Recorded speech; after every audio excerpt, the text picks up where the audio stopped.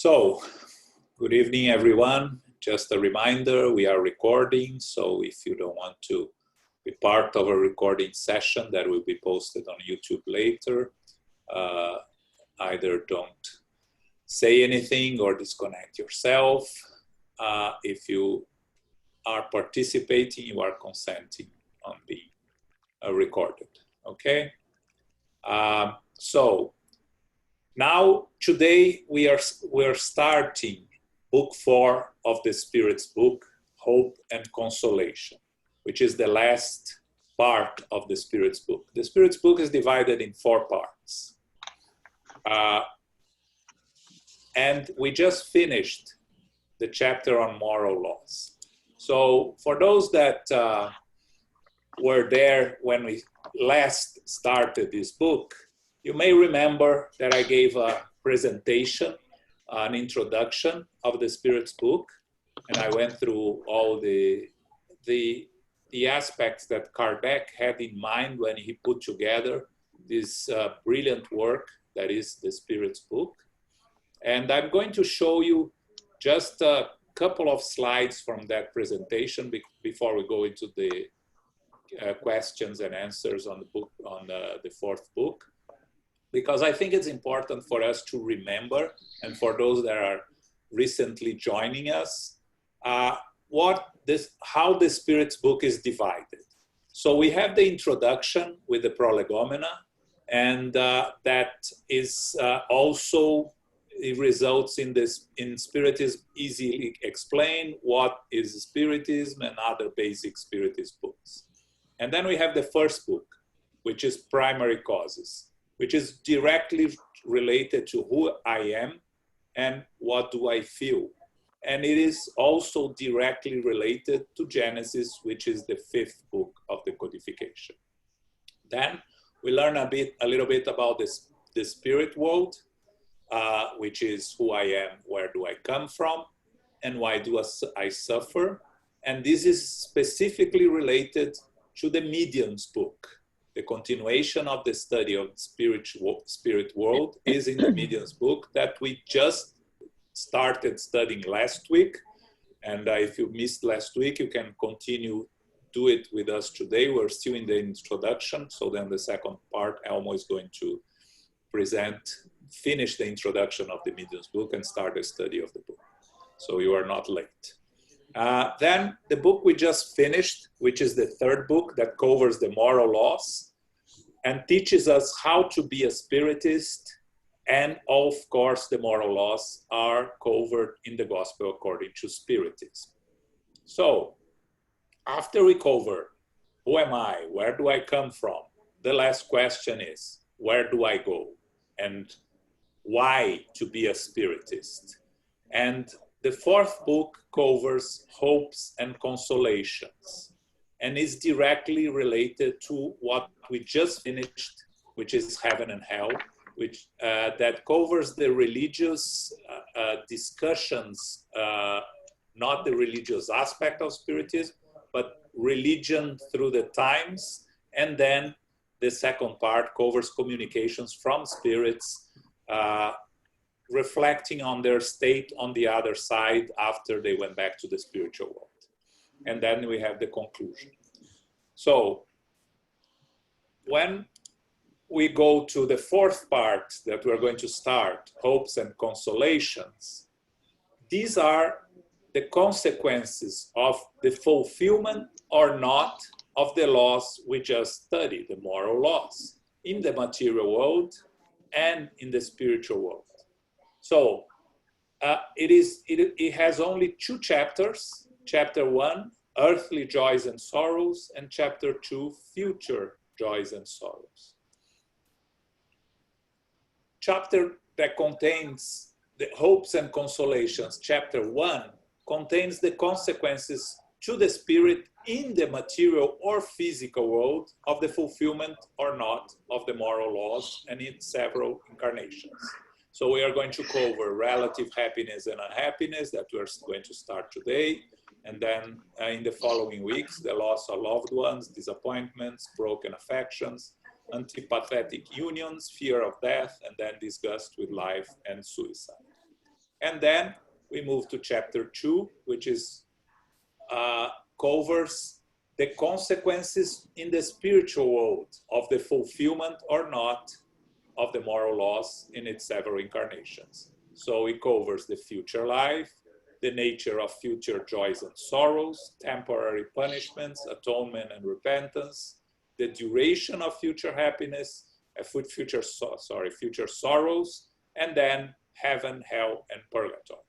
So with this introduction, you all know where we are in the Spirit's book. So I'm going to share now the book.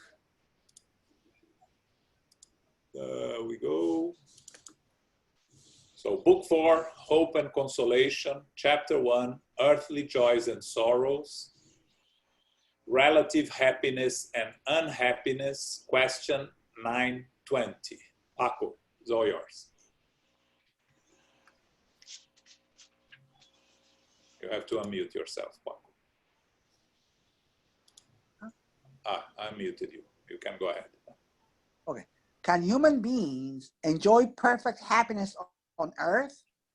No, because corporeal life has been appointed to them either as a trial or as an atonement. People must reduce their misfortune themselves and make their lives as happy as possible while on earth. Wow. Okay. So, can we enjoy perfect happiness on earth? Well, we all know the answer, right? Who's perfectly happy here? Raise your hands.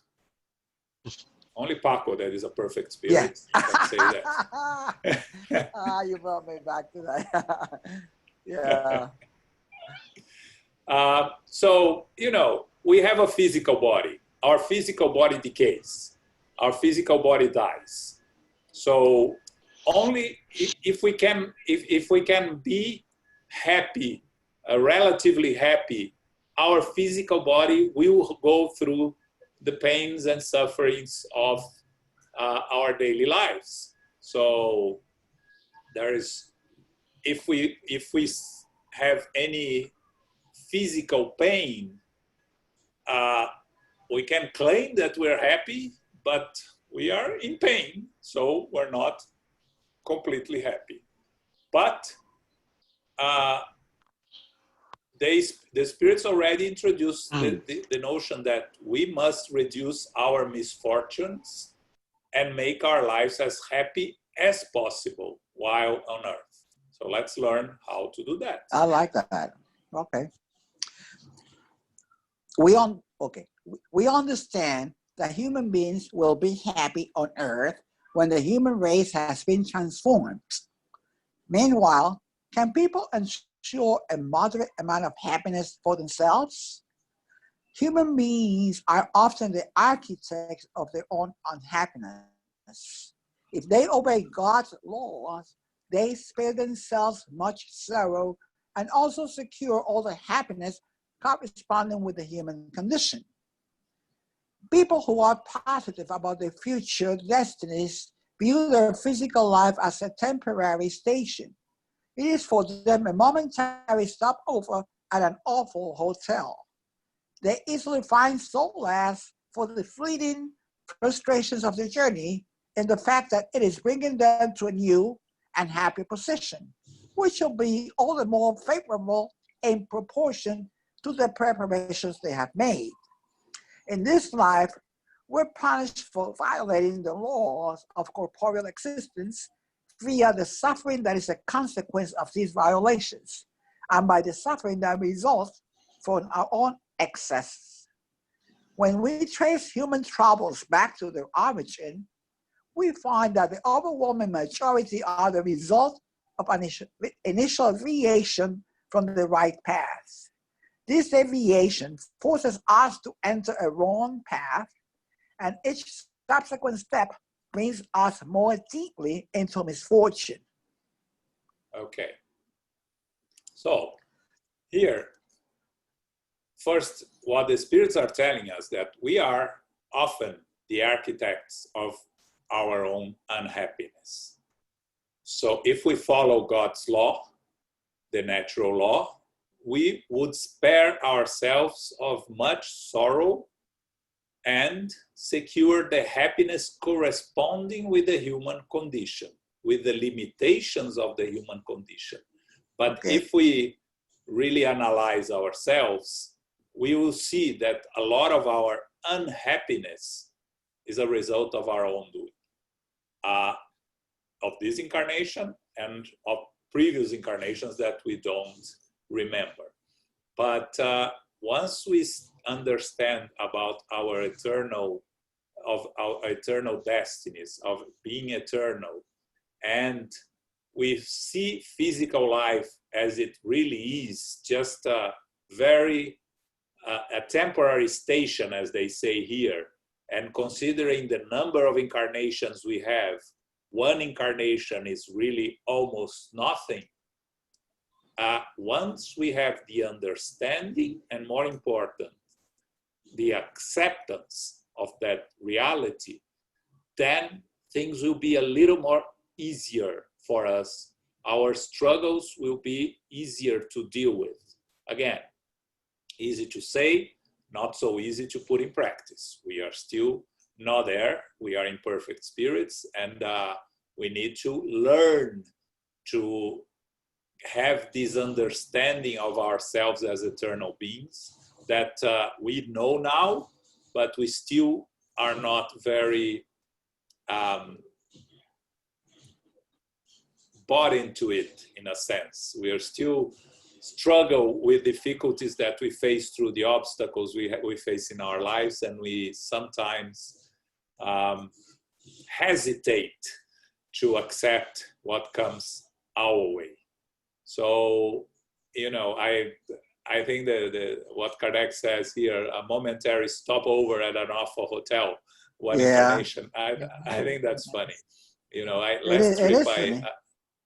Last trip I had, we had to stay for one night in a lousy hotel because we had a mishap on the reservation we had, and it was horrible. It was terrible. But after looking back, it was funny.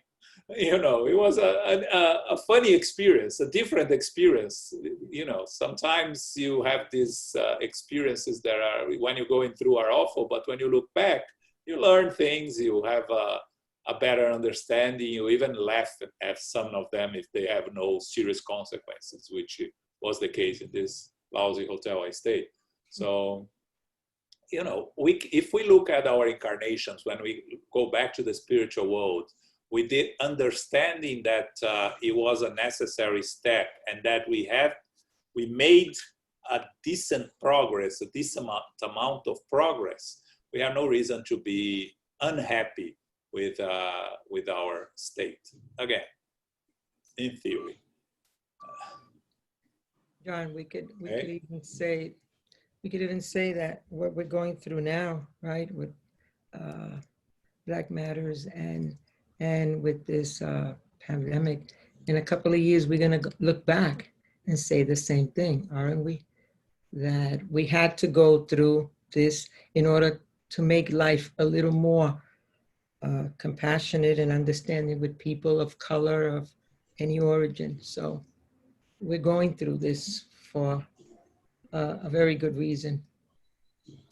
Yes, there is always a reason for the experiences we go through, and for sure, what we are going through now, both experiences are learning tools for us. What we do with these experiences is what we will have to ask ourselves later, right? When you are in the middle of a pandemic, it's not really ideal to ask yourself what are you learning from it, because you have to go through it. At the end of it, when it's over, you look back and you analyze what have you learned from it. What have I done that I could have done better? What have I really profit from the experience for my eternal journey? But with this is with the pandemic. With the Black Lives Matter is a different story, because it's part of a movement that has been going on for a very long time.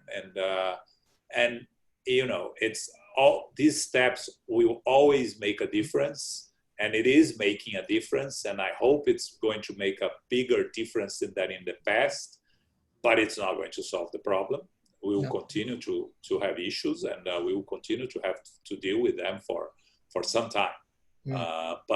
But again, it doesn't mean that we are going to get frustrated or get down because things are not, you know, we don't have 100% of positive results. Any progress is progress, right? Yes. You know, when the Supreme Court approved this year, this week, the LGBT, the prohibition of discrimination, I was reading an article that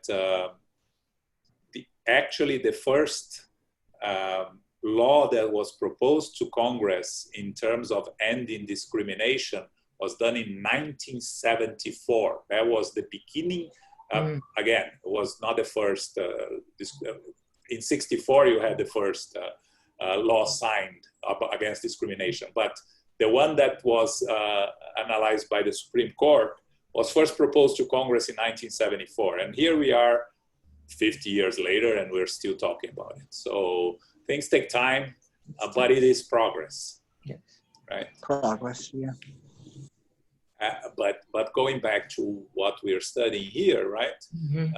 So we make life difficult for ourselves, you know, talking about discrimination. Discrimination, it's something that we make difficult for ourselves as humankind. When we start discriminating, we have been discriminating, I imagine, from the cavemen that discriminate against their neighbors, right?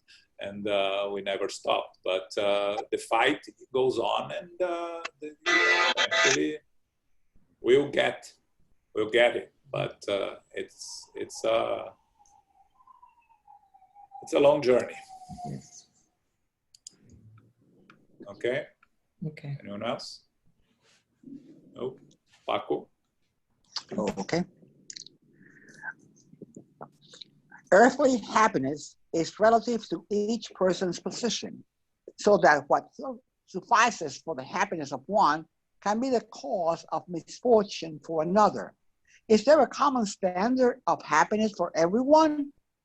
With regard to material life, it is the possession of what is necessary for survival.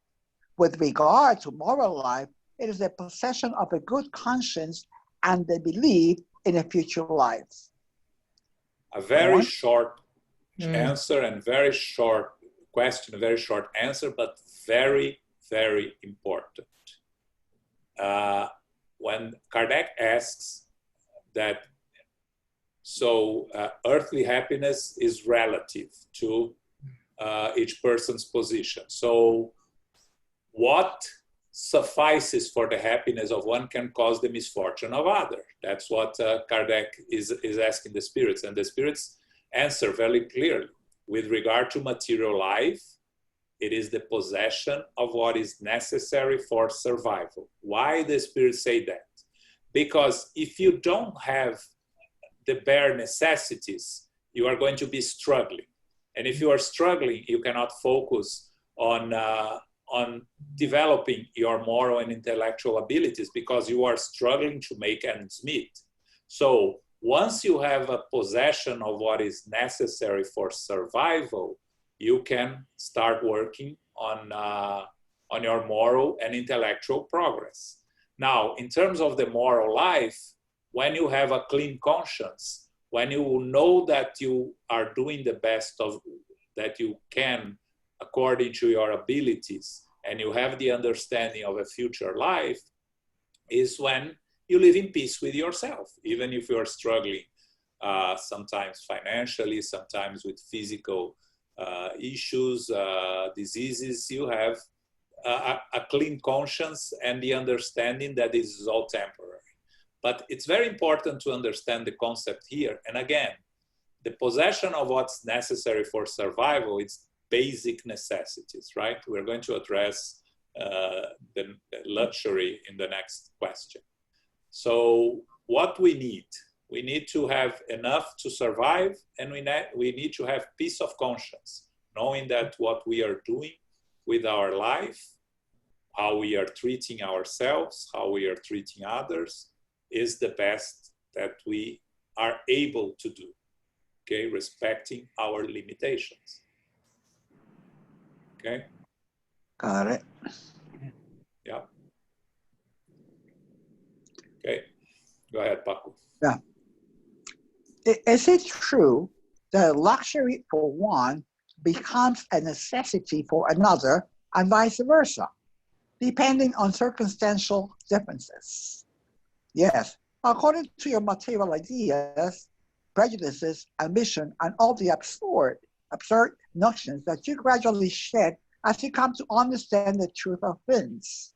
Obviously, people who once earned an income of 50,000 consider themselves very unfortunate when that income is reduced to 10,000. In this case, they perceive themselves to be less impressive to others since they can no longer maintain their status, keeping good horses, employees, and gratify all the tastes and passions. For them, these deprivations represent a lack of the very necessities of life. However, should we pity them while so many others are dying of cold and starvation and do not even have a warm place to sleep at night? Those who are wise compare themselves to what is below them, never to what is above, unless it is to raise their soul to the infinite. Okay. So now Kardec asks the spirits, how do we compare, right? Because a luxury for one becomes a necessity for another and vice versa. You know, if we go back to Socrates and you remember what Socrates said, that he liked to go window shopping to see how many things he didn't need, which is, you know, you don't need material things to be happy, or you shouldn't. But again, each one has their own needs. So someone that is used to live in a certain standard of living, if they lose that, they are going to struggle. That's understandable. As they compared here, someone that earns an income of 50,000 is reduced to a 10,000, right? But because we normally, what we do is we compare ourselves to others, and we normally look for those that have more than we have, and then it comes greed and jealousy and all these inferior sentiments that we have, is what causes us unhappiness. And we really should ask ourselves if these are really justifiable unhappiness, because if we understand that and accept that the objective of our physical lives is to evolve morally and intellectually, we need only the possessions that will guarantee us a decent life, a life that will make us happy. And again, it's different for each one of us. We cannot compare, and that's why communism never worked, because they try to make themselves everybody equal by force, and that doesn't work. We have differences. We have different abilities. We have different needs. So for some people, the needs, because of the way they were brought up or the way that they understand themselves, they need more than others. And as long as we are finding what we need to survive and finding the ability to be of service to ourselves, useful to ourselves first and to society second, we should find this balance. Again, the attachment to the material things is what causes a lot of the unhappiness that causes us to suffer and to struggle. Okay? Are good there, Renato? That's when you come with questions. Yeah, I was thinking, but I wasn't sure if I was gonna ask him. Since you asked, Ask. I like that. Yes. because then I was Only me talking here doesn't work. yeah, no, it was just here because you know me on this issue, and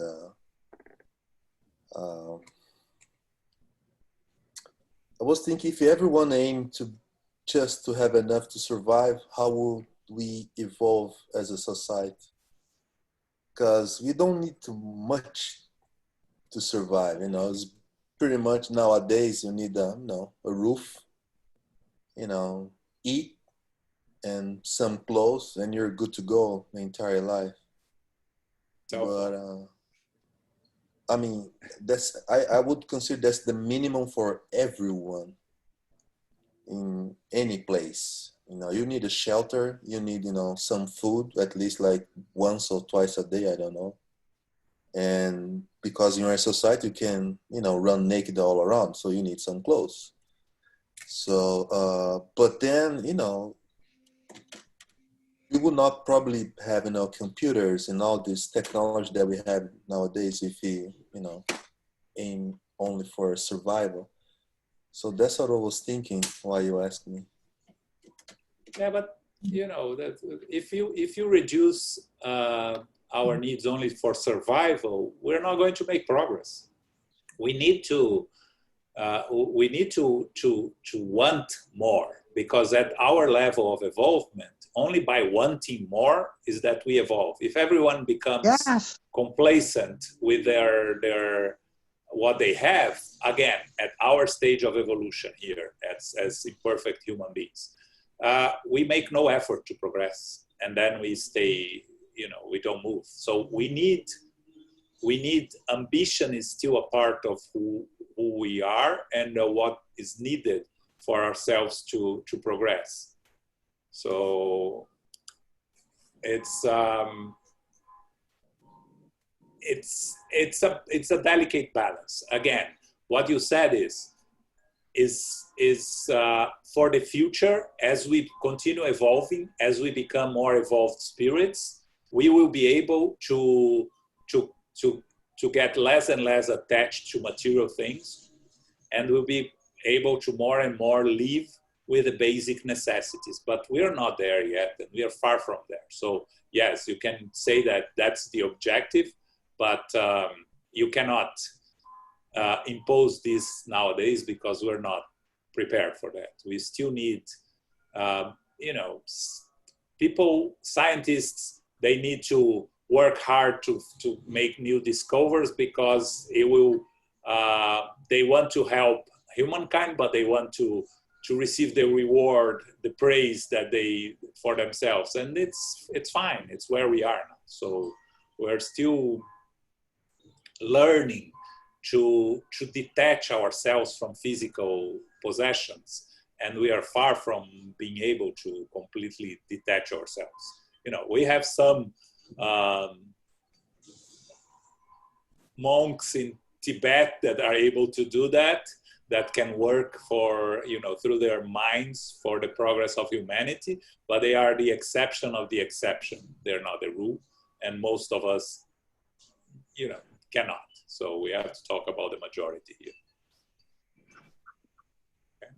Okay. Anyone else? The other thing I was also digesting was the happiness part. And because I didn't think before, because we always study about, you have to be charitable and love your neighbors thyself and all this moral quality that we are aspiring. But then you drop a bomb that no matter what, we're not going to be happy here. this is not, as Rusara said, this is not a vacation. We came here to work. So I was thinking. I'm not saying, I didn't say that we're not going to be happy. We are going No, to no. find, we can find relative happiness. It's different. Yeah, you're relative happiness. And then we want to be charitable. How are you going to be charitable? How are you going to love your neighbor and all these things if you're not happy? So, I mean, because if you're not feeling good with yourself, you can do pretty much nothing else to the others, family or whatever. So, you know, I think I was aiming too high on those things, and it's not possible right now I think because it's more of a question of being peace with yourself, because you are thinking of an utopian happiness, and that's not possible. But we see many people that are happy with themselves and in peace with themselves. It's not a majority, unfortunately, but when those that work actively to help others, they are relatively happy. So it is possible. But Elmo raised his hand, so I'm going to allow him to let him talk now. I know it's. Okay. Go ahead, Elmo. So when it comes to the survival thing, if you regress to the needs only of the survival, shelter, food, reproduction, we return to the level of animalia, right? To become animals again, basically. And the law of progress leads us to the opposite direction. There will be one day that we will not need to kill to eat. We will be able to get our nutrients from the air, according to the books of André Luiz. And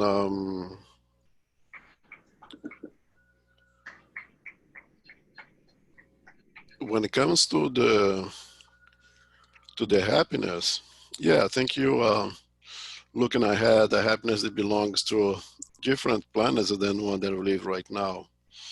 Here, where we are today, as the spirits put it clearly, only the type of planet that we live on, type of trials and expiations. We are going to face trials and expiations consistently, and only to have this physical body that is due to pain, that is due to have diseases and stuff, we can limit our perfect happiness. Now, you have to read the question very carefully when Kardec asks. Then the question, if you read it, is perfect happiness. 920 says, Exactly. enjoys perfect happiness. Yeah. And then it says, but you can have 120, it's perfect. Perfect is perfect. So there is no toothache, there is no pain on delivering a baby, there is nothing. Perfect is perfect. Mm. And that's not compatible with our world, with our physical body. But they clearly say, but you can have a relative happiness. As Ron used, that I like to use the Socrates example also, now to look around all the things that I don't need to be happy. To have that state of mind that I think, therefore I'm happy, I have my ability to think, and my ability to be of assistance to others is my source of happiness. That is the most that we can get over here. Would you say that someone like, say, Chico Xavier was completely happy? I doubt. He himself would say that I cry every day, quoting him, I cry every day when I see and I read on the news all the misery that is around me. Just by being here and being witness of all the misery that goes around us, places a limitation on our ability to be perfectly happy. But I'm sure he was relatively happy because he was in peace with his own conscience. If you can achieve that, be in pretty good shape. So, because you know, while you were talking, I was thinking about. We are learning what's the goal, but you mentioned that that's not achievable at our level at this planet. And you know, our, you know, the higher example that we have is Jesus. And we always saying that, you know, following to, you know, in his footsteps and trying to do as much as we can. Of course, nobody here, at least for the time being, is going to be in Christ. We understand that. But then I was thinking here, okay, so for the lack of a better expression, let's put it that way, it seems that, you know, Jesus Christ example was too much for this planet, don't you think? Because the way that all his teachings and everything is pretty much is a happy planet, something like that, spirits like that. Since we are not gonna be able to, I'm not saying get close, but you know, at least one of his qualities here in this planet and our level. I disagree with you because Christ did not come here and talk about his world. He didn't talk about his happiness. He came to talk about our world and our happiness. The happiness that is achievable here, where we live right now. Jesus was completely silent of himself. It was all about us. All his teaching was for us. He didn't say about what is happiness in the world where he lives. How is the society in the world where he lives? He didn't do that. It was all about us and gave us the example of what we can achieve here right now. And that is achievable here right now. Everything that he taught us is achievable here right now. Yeah, I was thinking more of not that he was saying, telling us what to do in that sense, but his own example. Not that he was saying, but the way he act, the way he, you know, show how to do, not how, but the way he was doing things, you know, pure charity and love and compassion and everything. Of course, he was trying to teach us how we can achieve here, but when you look at him, you say, okay, that's at our level, that's not achievable. That's the line of thinking that I was having. No, it is achievable. He said you can do everything that I do and much more. Yeah, he No, said, I'm not saying in the long run. I'm saying here at Earth. That's that because that's what I'm asking. The question, all the questions before, was happiness on Earth and whatever it is right now on this Earth on this level. So that's what I, you know, looking at Jesus, you know, that's the path, you know, but that's not achievable right now here, like Jesus, like true happiness, you know, because you know we do the things that we do to ourselves. It is achievable if we stop doing the things that we do to ourselves. If it is achievable, if you follow his advices step by step and don't deviate from them, we can do it. We don't. We put up lots of objects in front obstacles. of Yeah. us to go and reach it. But if Christ came here at that time that he came in to say, this is how you guys should be living your lives, is because we can. He would not come here and put something in front of us that is unreachable. That would be very cruel.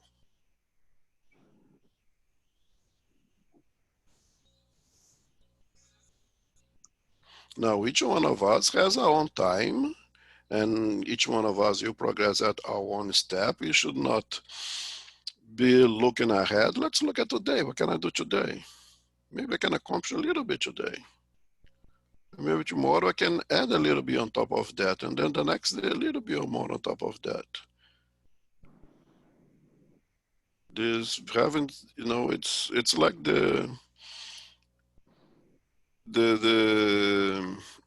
New Year's. What was the word that we use? Resolution. Resolutions. You know, you make all those crazy resolutions. Guy weighs 350 pounds to say in 2 months you're gonna lose 150 pounds. Of course, you're gonna fail.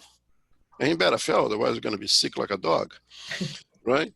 And be reasonable. Be where we are today. Let's do a little bit today. Let's make ourselves one millionth part of one better today, and tomorrow we add something on top of that, and so forth and so on. It is achievable. But we are so far behind, it's going to take us a while, a few reincarnations, but that's why you're eternal. And that's why this reincarnation is just one day at school. You come back tomorrow and learn another lesson instead of just going to school. That's the problem. That you keep just going to school and not learning the lessons. Once you decide to go to school and really learn the lessons, then we will speed up our accomplishments and be more like Jesus. Thank you. And you know what the spirits say here in the end: those who are wise compare themselves to what is below them, never to what is above, which is the mistake we normally make. That's true. Right? I like that. I like that. I do that. Yeah.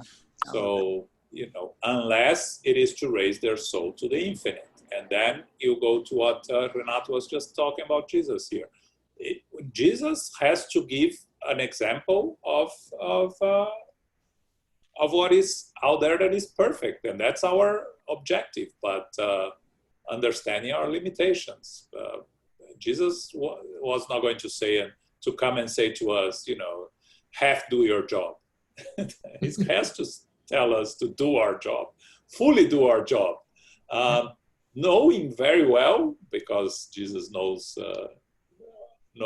each one of us, that it's going to take a while, it's going to take time, but that's what we have to commit ourselves to. So, okay. Yeah. Next, Paco, next. Okay. Misfortune can strike anyone regardless of behavior, even for the most upright.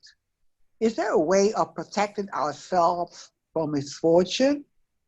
Such misfortune must be borne with resignation and without defiance in order to progress.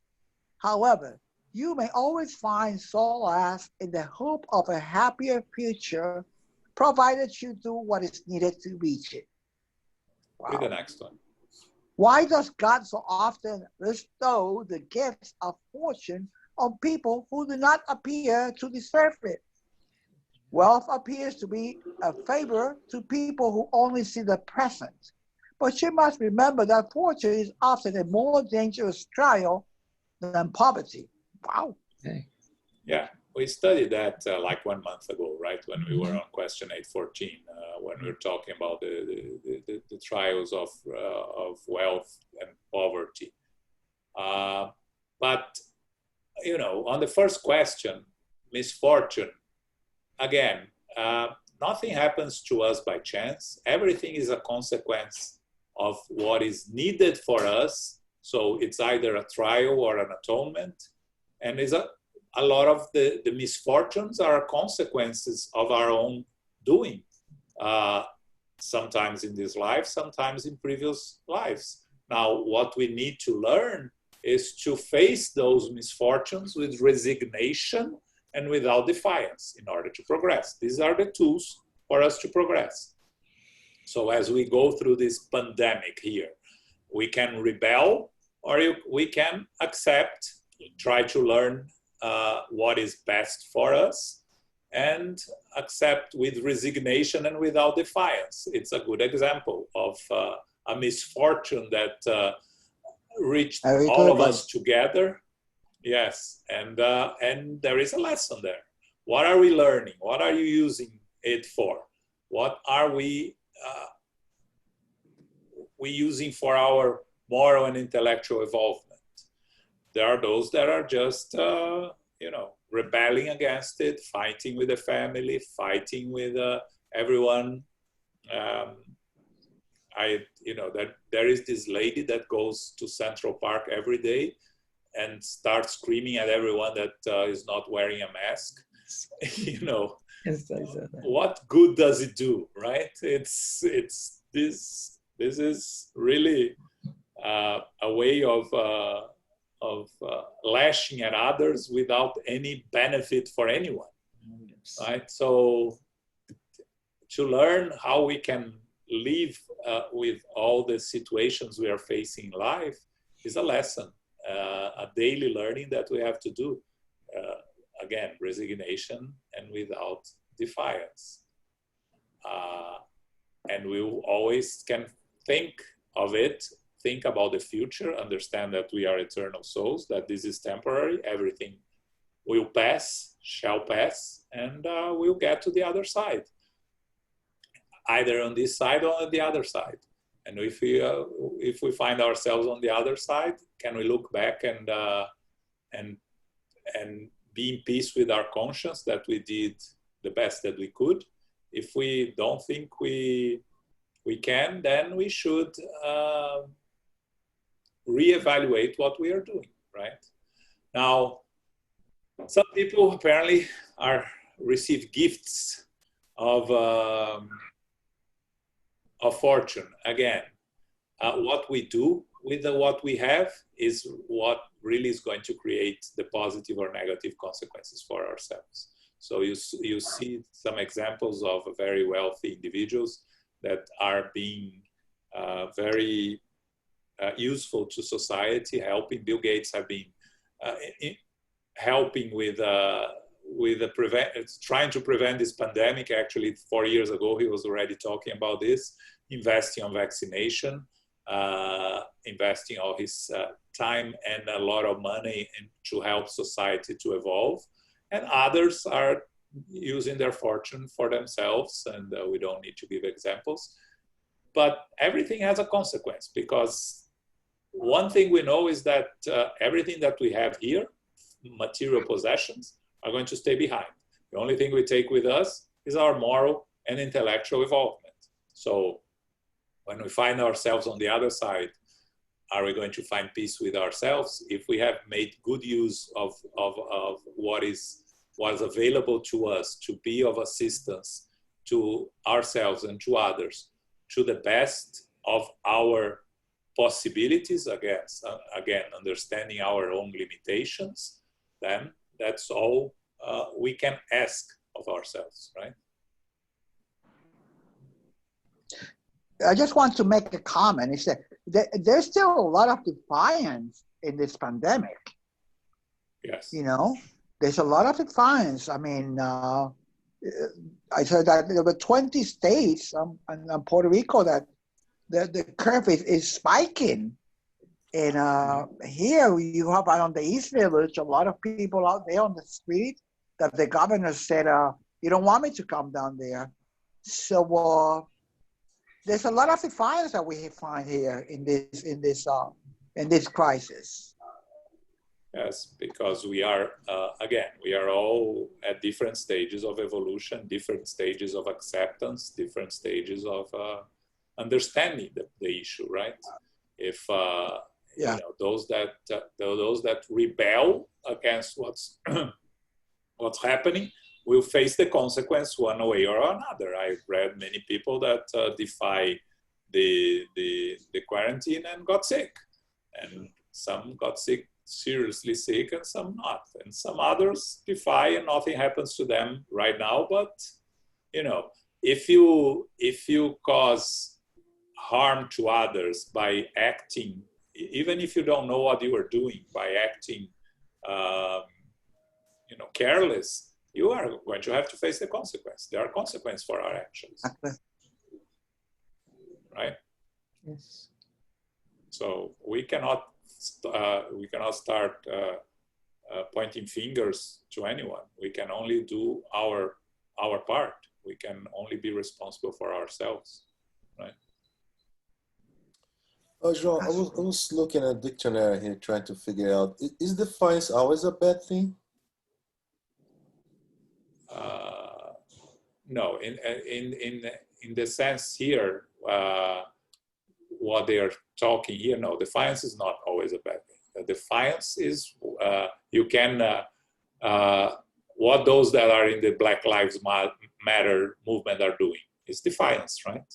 Yeah. To the establishment, to the established discrimination that it's not legal but exists. So no, but what the spirits are telling here is without defiance of God's law, of the natural law. You know, Daniela, she raised your hand right before Renato. Can we say that this pandemic that is affecting everybody, so nobody is out of it, right? In the whole world, in different ways, of course, depending where you live. But can we say that this pandemic can be called as a misfortune? Like, because it says here, it can strike anyone regardless of behavior. So I think the pandemic, it's sort of leveling everybody at some point.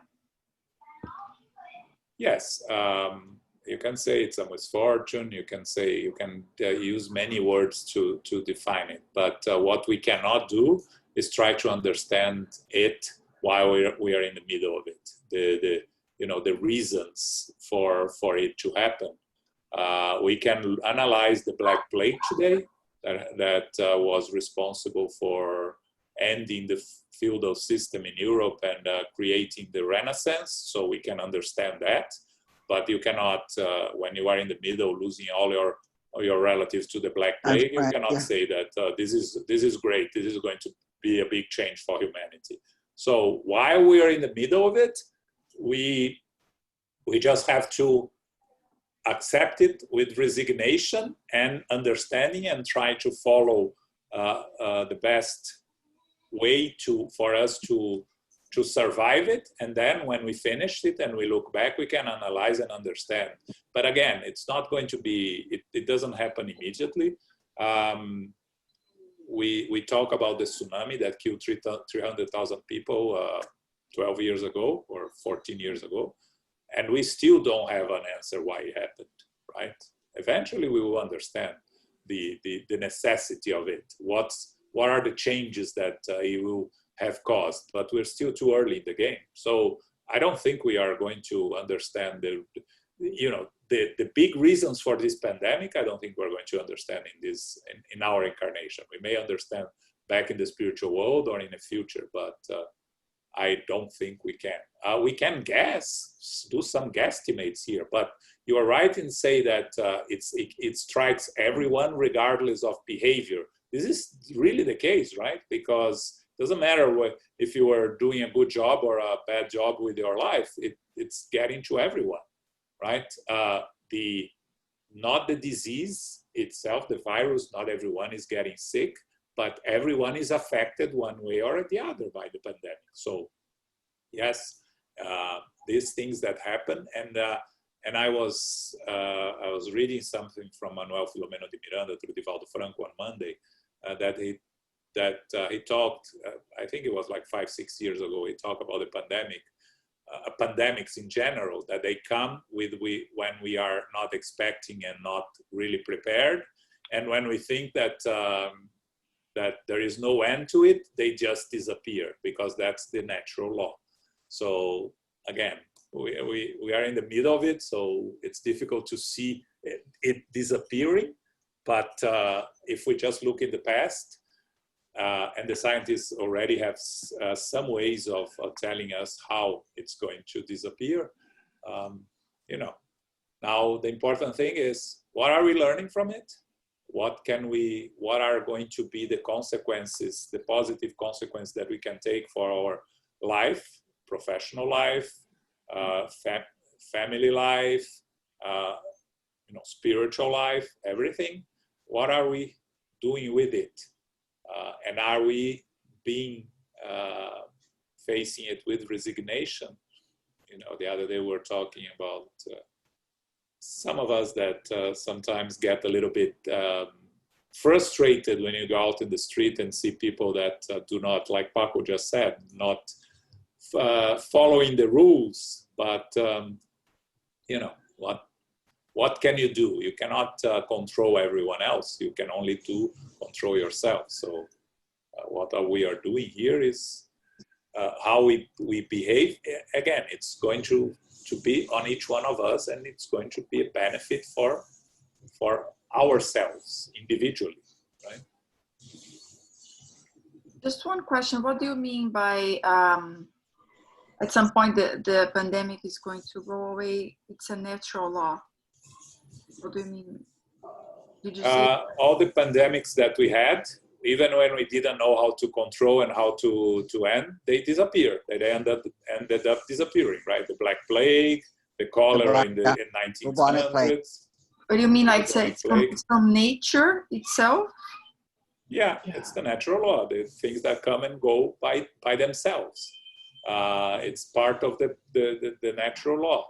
When the evolution of the natural law, this sort of pandemics are also, if you look at history and study, the latest one we had, the Spanish flu, the big one, right? Because we had the smaller ones, but the Spanish flu, it came in 3 waves from 1918 to 1920. We didn't have a lot of ways to deal with it, but just to protect ourselves, and eventually it disappeared, right?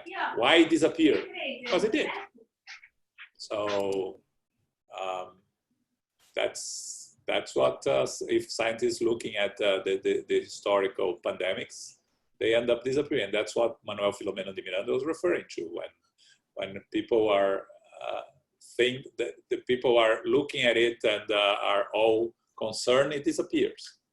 It's, scientists can explain better. Okay, we have 2 minutes left, so anyone has any last comment? Otherwise, we're going to stop here. Wow, it went too fast. Yes. Yeah, it always does, right? When it's interesting. Yeah, I guess when it's interesting. A nice discussion. Mm-hmm. Yeah, when we're having a nice discussion, it goes fast. So, couple of announcements before. I mentioned in the beginning, right, that we just started studying last week the Medium's book on the second part of our classes. So after our 5-minute break, Elmo is going to conduct the study of the Medium's book. We just started last week. We just did, I think, 2/3 of the introduction, right? Almost something like that. And we're going to finish the introduction today. And it's a good opportunity for us to learn mediumship from the very basics to the more complex. And also it's a good opportunity to ask questions. And we thought it was important as we go through this difficult phases to study mediumship again, because it's a very important aspect of messages we are receiving and all this sort of things. Okay, now this Saturday, on the lectures that we are having every week, we have a lecture with Altino Majesti at 11 a.m. on Saturday. It's a journey through Emmanuel's novels. Altino is a researcher of Emmanuel historical novels, for Paul and Stephen, 2,000 years ago, 50 years later, and Renunciation and Hail Christ. So he's going to talk a little bit about these 5 works, the historical novels. He's very knowledgeable. I know him well, and I'm sure that those that like the Emmanuel's historical novels will really enjoy his talk. So this Saturday, 11 a.m. Sunday, we are going to study On the Way to the Light. It's the 3rd Sunday of the month. Okay, so it's at 11 a.m. And for those that tried to listen Divaldo in English last Sunday and struggled with it and gave up or didn't give up, we just published today a new version of the talk with a full translation. Dan Assisi did a new translation of it. So you'll be able to watch the lecture with the translation. It's on our website, on our YouTube page under USSF Talks. You have the playlists there. If you go to USSF Talks, you have the lecture of Divaldo there. with the translation. And if you missed, I highly recommend it. Especially the Q&A was very good. The Q&A, Divaldo covered topics of virtual meetings and spirit centers and what we are going through. So please check. Okay, so we're going to ask Carol to do our final prayer. Thank you, John. Infinite Creator, Great Spirit, all goodness and grace, we are grateful for the opportunity to be together this evening to receive the understanding and the studies within the Spirit's book by Allan Kardec. We are grateful that we can share this information, that we can go deeper into a better understanding of what we are learning. We are grateful to our spiritual benefactors, the good spirits, the mentors who are with us, providing high level of consciousness, guidance, support, and comfort. We are truly grateful. We give thanks for what we have learned this evening, knowing that true happiness is transitory on this planet. We know that as we evolve, we will have a better concept and understanding of the truth of happiness. We know that by sharing what we know with others, by being of service, to be more compassionate, helps us to evolve to that level. We know that all things will pass, but we know that we have an eternal life and that we will have a better understanding, perhaps with the following incarnations. May we go forth this week, continue with our studies, with our mindfulness, with our contemplations, doing our part. May we ask for safety and protection for ourselves, for our loved ones, for our friends, family, and those who we are encountering. Those we are encountering each day, not only in the physical plane, but in our dream world. We are grateful for what we have received, and may we continue to accept these blessings throughout the week. We close now and humbly ask for safety, and as we go forth, may we be beacons of light. So be it.